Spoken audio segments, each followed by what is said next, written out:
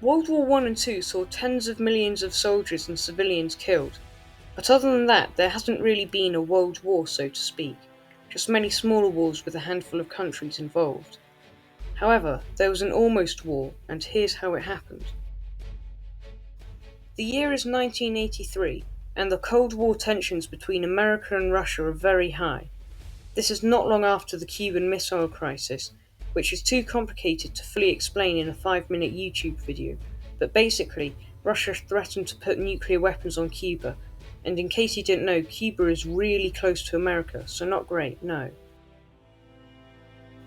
3 weeks before the almost war, Russia had shot down a Korean plane, and that too is pretty complicated.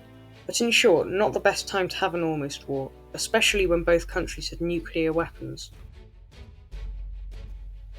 But the actual event itself, what happened?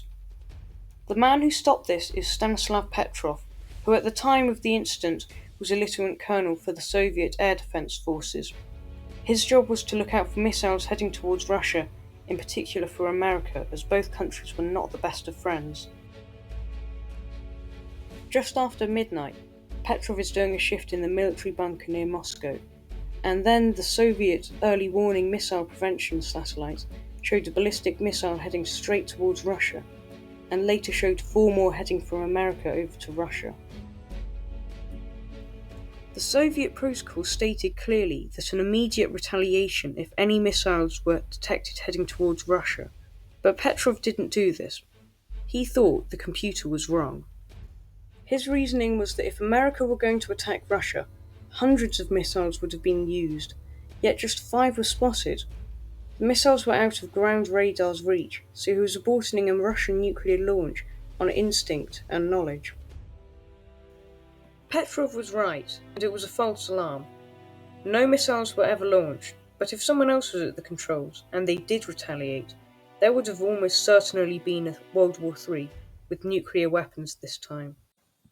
Estimating the life loss is impossible, but it would have certainly been in the tens of millions.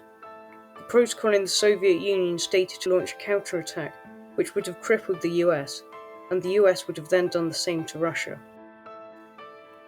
Petrov is a true hero, and his decision-making should be taught in schools all around the world.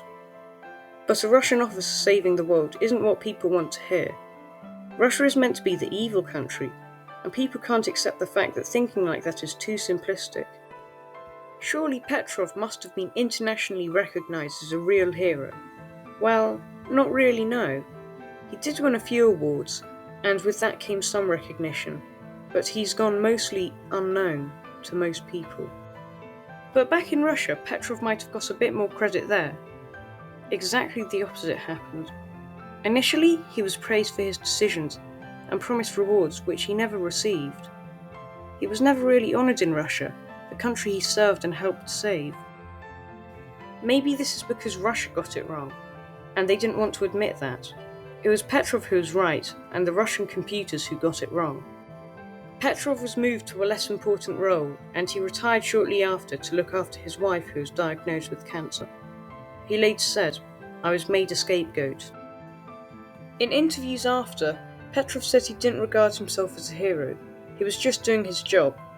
But in doing it, and defying the Soviet leadership, he saved millions of lives, and maybe even you.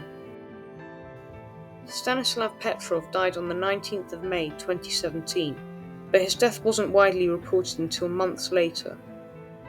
This is the true tale of when one man stood up to one of the most powerful nations and saved millions of lives.